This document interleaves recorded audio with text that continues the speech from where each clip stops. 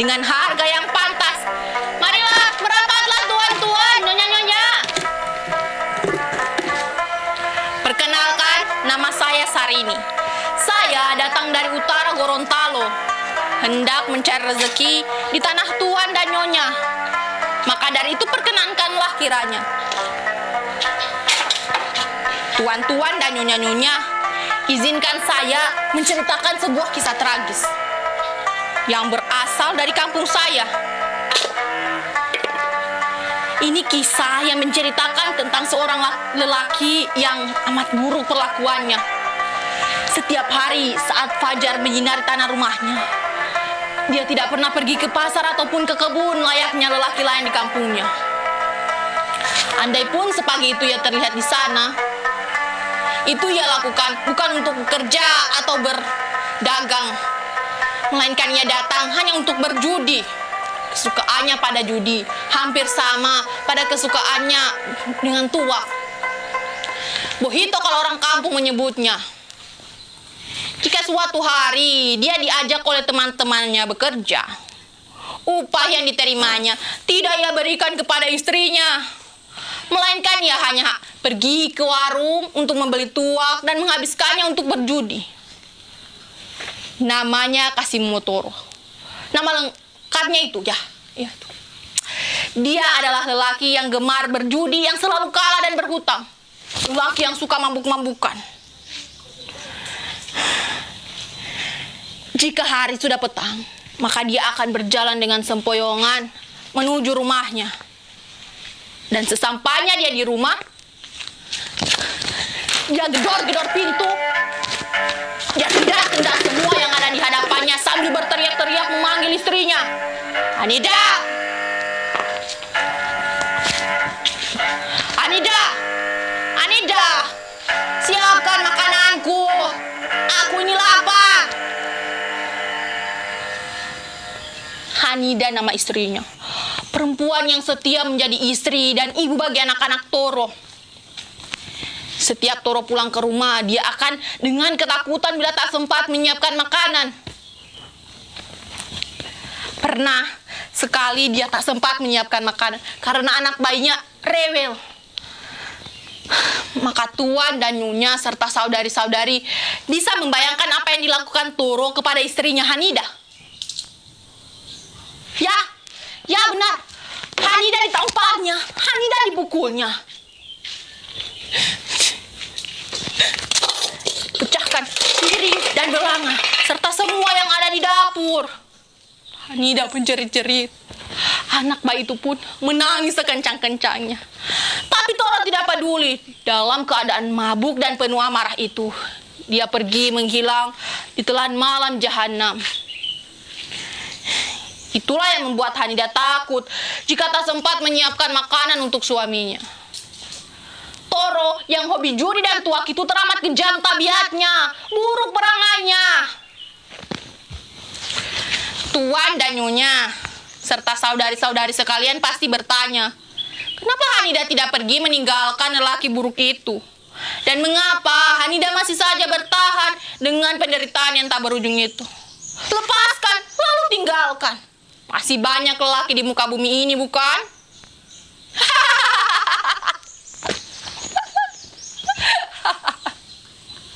Ya, mungkin itu adalah pertanyaan saya juga.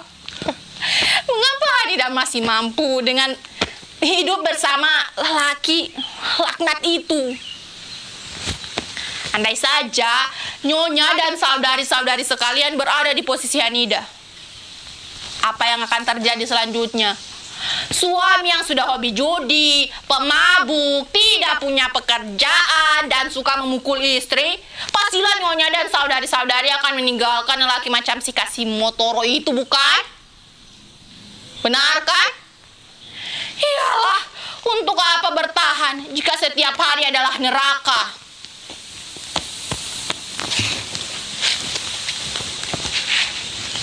Hanida, siapkan makananku. Aku sudah lapar. Hanida pun muncul dengan tergopoh-gopoh sembari membawa sebaki makanan untuk suaminya. Dan Toro pun makan dengan lahapnya. Sedangkan Hanida pergi kembali ke dapur karena dia tidak sanggup jika harus berhadapan dengan suaminya saat makan. Hanida tahu persis, setelah makan begitu pasti Toro akan pergi lagi. Atau jika dia lelah, maka tidurlah kerjaannya selanjutnya. Toro tidak pernah memberi uang belanja untuk Hanida. Karena Toro tahu Hanida masih punya cukup uang. Warisan yang ditinggalkan oleh kedua orang tua Hanida semasa hidup masih cukup untuk membiayai hidupnya, Hanida serta anaknya. Beruntung sekali Hanida memilikinya. Begitulah isi pikiran dari lelaki yang bernama Kasimu Motoro itu. Pernah sekali dengan lembut, Toro berkata, "Hanida istriku, ini upah jeripayahku bekerja di kebun Pak Haji Samsu seminggu. Ambillah dan belilah semua kebutuhan, serta susu untuk anak kita." Begitulah perkataannya ketika dia dalam keadaan waras dan sadar. Dan itulah yang membuat Hanida bertahan. Dia sebagai istri pilihan dari suaminya mengerti bagaimana keadaan Toro yang dahulu itu begitu romantis, lelaki yang gagah perkasa, serta suami yang penyayang itu kelak akan kembali seperti itu lagi. Hanida tiada henti-hentinya berdoa dan berusaha. Karena dialah satu-satunya manusia perempuan yang paling memahami suaminya.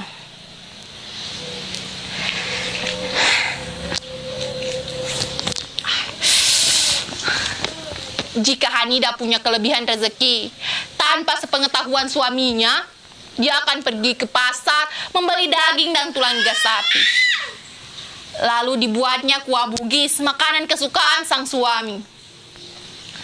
Ditunggunya suaminya pulang.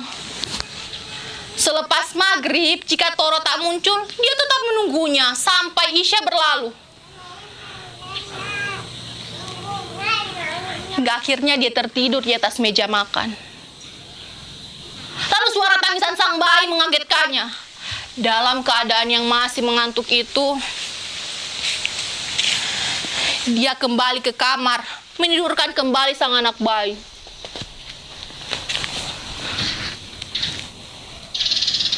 Dan pagi hari pun, dia terbangun. Lihatnya, meja makan masih dalam keadaan seperti semula. Maka dipanaskan kembali kuah bugis itu, lalu dimakannya sendiri. Dia tidak mau jika harus menyajikan makanan yang dipanaskan untuk suaminya. Jika itu terjadi, maka tuan dan nyonya tahulah akibatnya. Toro sudah sangat berubah. Judi dan tuak mengubahnya. Hanida semakin kurus tak terawat. Raut wajahnya sudah tak cantik dan bersinar lagi. Air susunya mengering. Jiwa dan raganya disiksa. Lalu, kesedihannya dia nyanyikan dalam buayan sang anak bayi.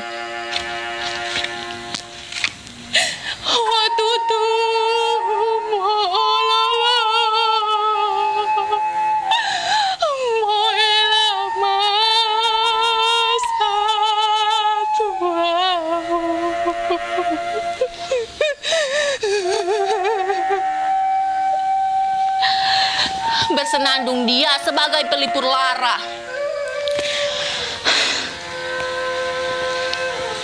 Pagi harinya dia terbangun dengan badan yang lemas, semangat yang padam. Dia tetap pergi ke dapur dan dilihatnya hanya garam yang tersisa.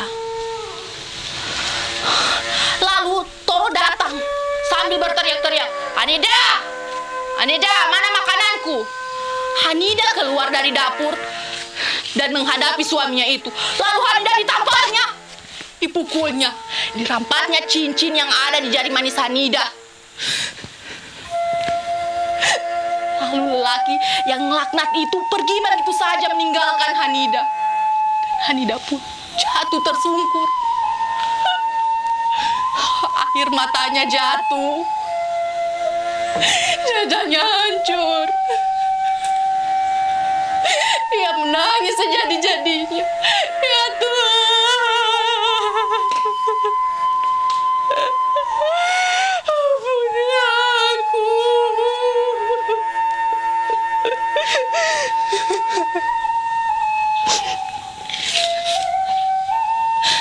Lalu dia bangkit. Dia pergi ke dapur. Tatapnya kosong dunianya. Tak ada lagi harapan.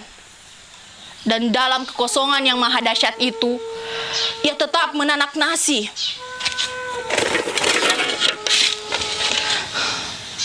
Lalu dia pergi ke kamar, tempat sang bayi tertidur lelap.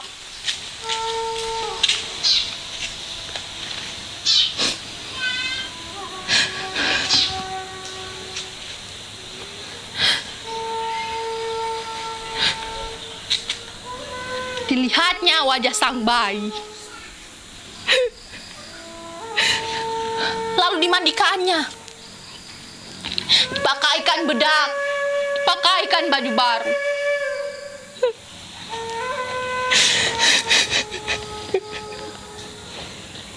Diciumnya kening sang bayi. Lalu dipeluknya dengan erat, diciumnya lagi dengan penuh kasih sayang.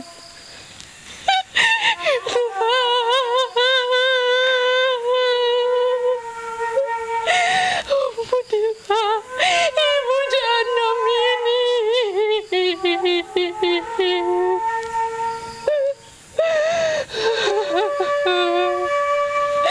Peluknya dengan erat sampai hilang suaranya, sampai hilang nafasnya. Lalu dibawanya jasad sang bayi menuju dapur. Dia akan memasak untuk sang suami.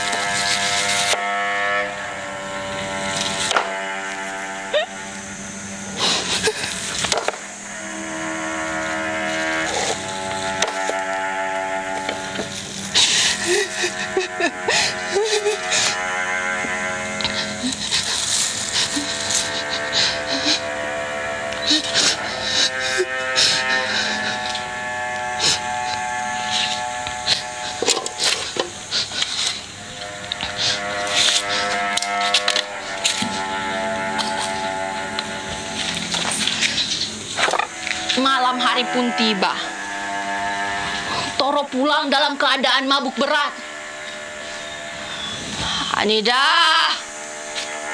Anida, mana makananku?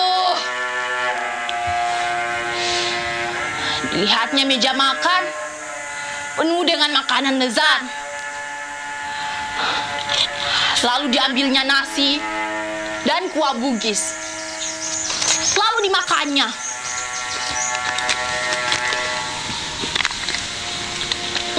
Lahap benar dia makan. Sungguh sangat lahap.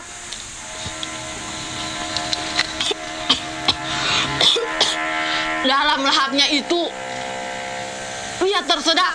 Lalu dimasukkannya jari kelingkingnya menggapai tulang yang terselip di giginya.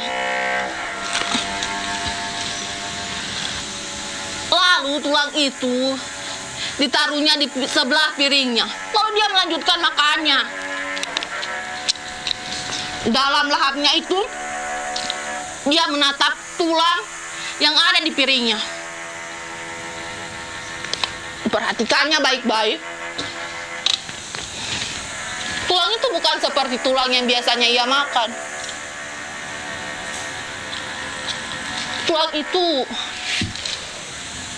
seperti jari kelingking manusia. Lalu tiba-tiba dia berteriak, Hanida!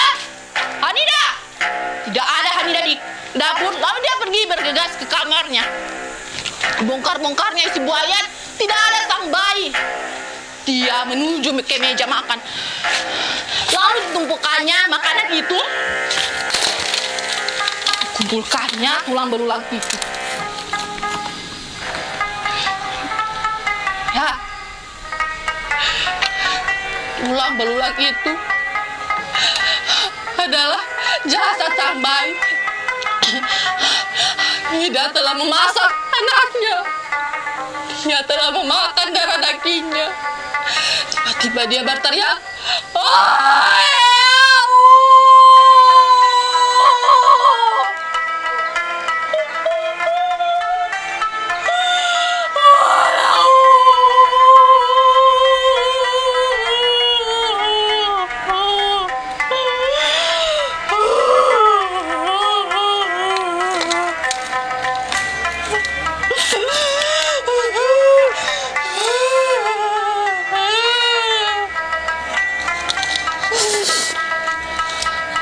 Tuan dan nyonya-nyonya, demikianlah kisah dari seorang lelaki yang amat kejam perilakunya, yang tidak peduli kepada anak dan istrinya.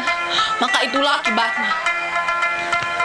Terima kasih telah mendengarkan cerita saya ini. Izinkan saya pamit. Wassalamualaikum.